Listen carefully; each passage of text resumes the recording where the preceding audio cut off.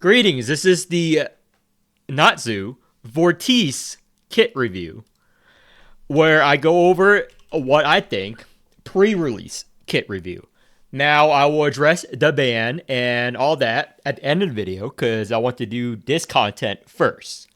Now, I think based on her pre-release, not testing her out, I'm going to do a full review 6 hours, because I'm the only one that does 6 hours. Everyone else makes the videos before or after or never, and they don't actually know how to fucking play the game.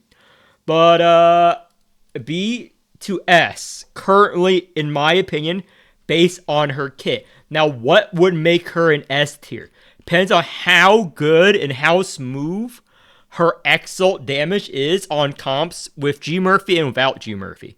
Now, she is one of the most unique kits the game has released. Now, look at it mostly because of her Soul Forge, which only applies in Arc 2.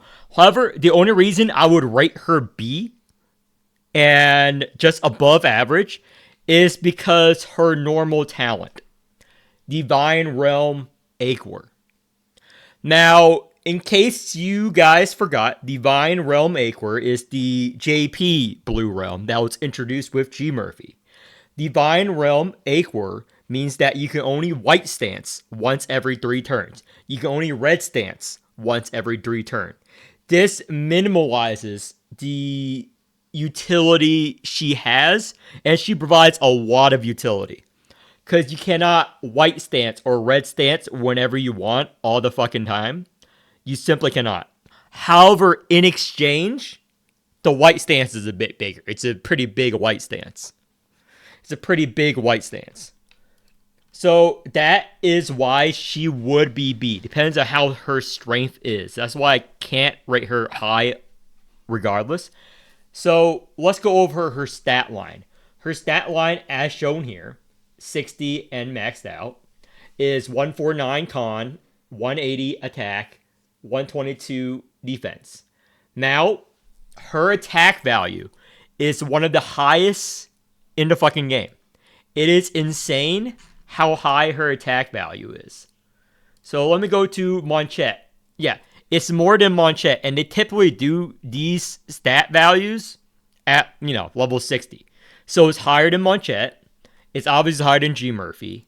It's higher than Pollux. Again, but this spreadsheet has all the newest units.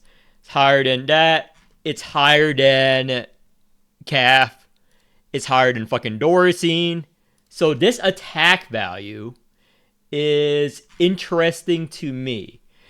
I had to confirm whether this is like max level or not, but apparently it is not. This 180 attack value might dethrone 24. In fact, let's look, because I go over all my stuff. I put effort into my content, unlike other people. Let's go to 24, which is currently the highest attack value. So it's slightly less than 24 at 189. This attack value is insane. So she is a big dick damage dealer. That means she can make use of a lot of wheels besides her own wheel. Now, however, the Realm Mastery and Key Flare, I'm not a big fan of. The Key Flare is good. The Realm Mastery scaling, we're missing a Realm Mastery scaling, and the max attack damage is fine. However, she's meant to be an Exalt base Awaker. And let's go over the main fundamental of her kit. Her Soul Forge aptitude, which is this. Removes target vortex and temporary vortex. So this is reinforce. So basically, when an enemy takes 80% less damage, 95% less damage, 40% less damage, every fucking chapter end boss in hard mode story, and mostly story mode. In D-Tide, they typically have Invuln. They don't really have Fortress besides a few boss in the D-Tide endgame. But in the Star Rail mode, in story mode, she's going to be a must pull, and she's going to be in every speedrun comp. Because she bypasses the gated mechanic, artificial gate, which prevents you from one-shotting a boss. So you're going to see people use her E0 just for her Exalt with 1 Soul Forge point, or to just remove the Fortress and Temporary Fortress. Because as of now, she's the only unit that does this. Also, her Exalt crit damage. Now let's go over her actual kit. Now, she's another Pursuit unit, which is a new mechanic introduced with Manchette. Her next Exalt gains blah blah blah, additional 100%, 50% tentacle bonus, stacking up 5 times. So this is all the tentacle bonus numbers. Now, her entire gimmick is that she's a better, in terms of blue, Sangha. Because Sangha is the only other blue unit that deals most of her damage off of her Exalt or Over Exalt. Now, this is the strongest scaling Exalt tentacle-based damage in the game. This is very good 750% times 2 to enemy with highest HP. Also, all this crit damage buffs. This is a massive power creep in terms of strength. This is insanely strong. But there's a reason I don't rate her automatic S tier or automatic A to S tier like G Murphy. I'll go into that later on. Now let's look at her 3 costs. Good, 75 alien miss. So she can charge up her Exalt more and do damage. And has that nice aftershock effect. This is very good. Now, reload. Decent. Reload is a really fun mechanic. After Utter Awakeners use Exalt, consume 1 stack. Vortice unlock Vortice Shell as a Pursuit. So she's a mini alien miss battery. Again, 5 alien miss is not going to do a lot. 5 alien miss and all these alien miss is not going to do a lot at all. It's quite insignificant in the long run. This is good. Fixed damage. Normally fixed damage is bad, but this means that you have that guaranteed amount of damage that isn't nerfed or anything, and this is relatively high, and this helps in mob fights when you're killing mobs. And this is just, a card can be used X amount of times, the same as ZZN. So this can be used 3 times and it's retained. It is pretty good. However, you would think it would play into discard comps because this has Aftershock. This does not have Aftershock. This does not return back to your hand. I don't see any indication of it going back into your hand at all. So it doesn't really work well with a discard comp per se. They clearly want you to use this with G Murphy or other tentacle scalers. However, the best tentacle scaler in the game is G Murphy. So yeah, it's kind of an awkward place in her kit. Now let's go over her Enlightenment. So this is not updated, but her E1 is essential. However, again, you can pull her E0 and use her just fine, just for the Fortress removal. This is what most players are going to use her for. Her Soul Forge Arc 2 Fortress removal. So for speed runs. She's a speed run unit. Now, that's not to say that she does not do insane amounts of damage. However, I'm sorry, I'm going over the place. But let's go back to her E1. So this is Realm Mastery after using Vortex Cannon 50. This is nice. It's nice scaling. So each point of Realm Mastery Vortice has from her Wheel of Destiny, Covenants, etc. Vortex Shell does extra fixed damage equal to 0.005% of the target's max HP. Does that mean you actually build a Realm Mastery Covenant? No. Hell no. You do not. I have a Realm Mastery Covenant that I will test, but this is so small. So if you have 100 Realm Mastery, this Vortex Shell, which is this, will do 0.5% additional of the target's max HP. And it already does 0.5%. In order to get the same effect, you need 100 Realm Mastery. And the max you can probably get is around, let me see. Yeah, I did this with Solis before. I think it was a little over 300. So if it's a little over 300, you're going to get roughly 1.5% of target's max HP. So 2% of target's max HP for every Vortex Shell. And this is triple. It does work. person. You will build realm mastery, but through her wheels, not through her covenants. For her wheels, her enlightens, not through covenants, because covenants are very niche, and you're not going to build one covenant just for Vortice, and you would rather want crit rate, crit damage, or key flare, or even damage amp.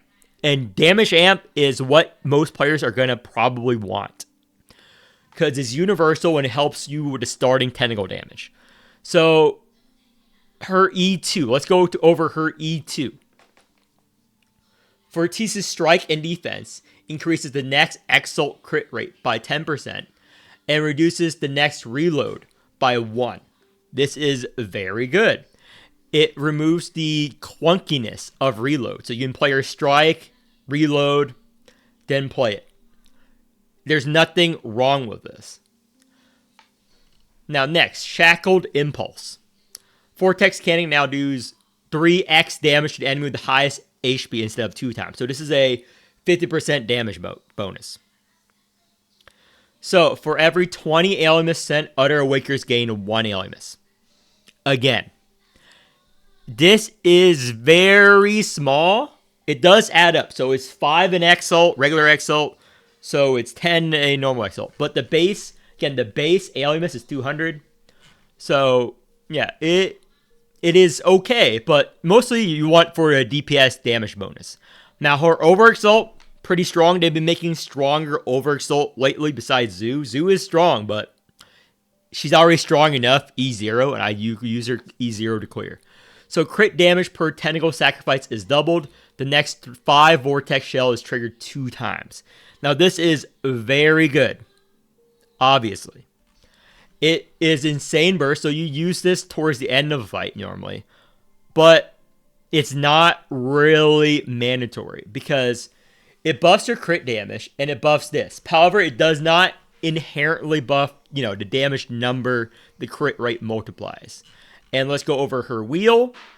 Gain ALMS equals to 25% base ALMS at start of battle. So this is her base ALMS. So 25% of this, you do the math. It is 50 LMS start of battle, so you can start right away. Her wheel is going to be used in other comps even if you don't pull her along with Tulu wheel. Especially on farming comps. Let's say you're farming Affinity and whatnot. You would pair this wheel with Tulu wheel if you have Tulu wheel plus 12. So you can Exalt every battle. So you can quickly farm whatever fucking Affinity or whatever when you want on other Exalt units. So this wheel is going to be used elsewhere just for this. It's very good. Now this might also be used on God Riker. People are already theory crafting. You're going to use this on God Riker if you believe in the God Riker for the HSR mode and longer stages. So when switching to Raging Wave stance, gain Realm Mastery equals to, percent of your current Realm Mastery. 3-turn cooldown again. You don't care about the 3-turn cooldown because it's going to automatically take an effect. Final damage increase base equals to LMS. So yeah, this is mostly going to be used on like God Riker. If you're not going to use it on Vortice. Now, there's one problem with her thing. They clearly want you to use her with G Murphy. And G Murphy is the best source of tentacle damage scaling. Look, plus 30. So Vortice, it's also very, very good tentacle damage. Plus 27, very good. However, it doesn't come close to G Murphy, but it's more consistent. This is a lot more consistent, this reload. You can use her without G Murphy. However, how good she is without G Murphy will determine her placement on the actual tier list. Because I do everything methodically. So, depending on what the value is, once you have all the covenants, once you have all the stats, all the levels, this will be interesting. All playing these reloads. Now, there are a lot of comps you can run her in. People, you can probably run her in Rita, but again, if you discard, you get rid of the reload completely. Unless you redraw the reload again.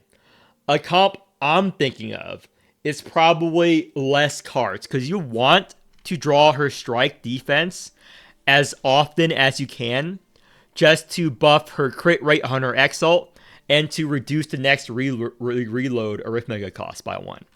So you can use her on a Manchette team, for example, for survivability, because she has a pursuit. However, again, not really, wanted. I think most people are probably going to use her in Alienist battery teams. Because her whole concept is you want to exalt, and you want to exalt on other units frequently. And want to draw cards.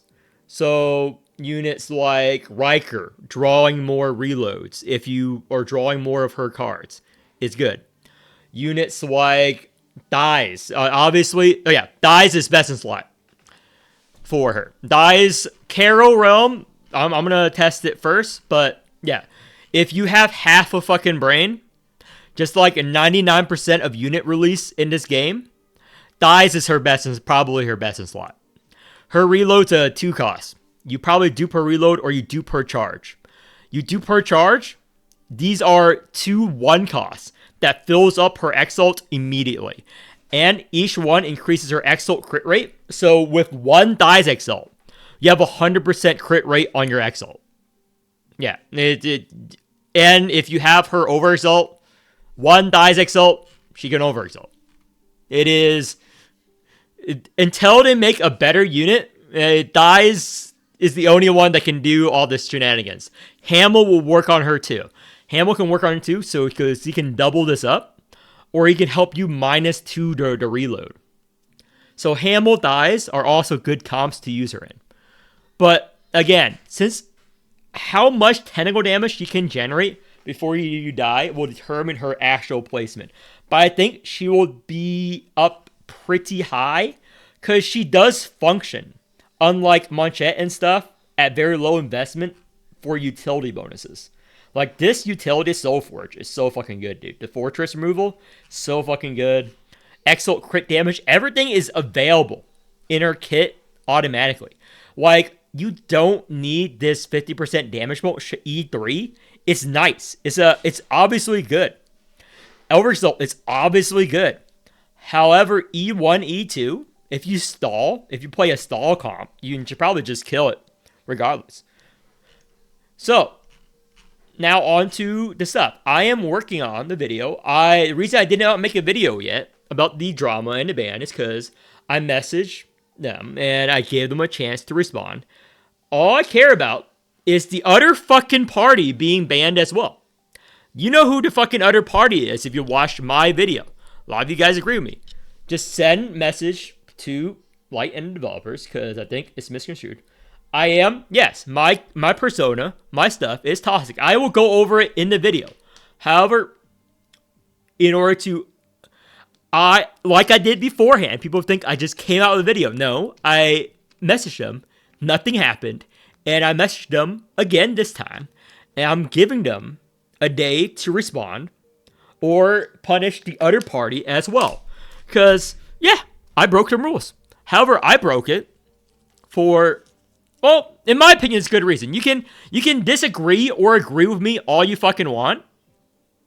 But that's just my personality. And those of you who witnessed the drama and witnessed the actions from the other side, can you say that they, what it's called, took the high ground? They could have just ignored the content. They could have just, and again, just a teaser. These are what we currently said. Okay. See how I did this video? If Vortex Kit was released, players would shit on it and call her a useless whore. And those of you who watch my content, are they just putting words in my mouth now? I say a lot of things. People don't get it.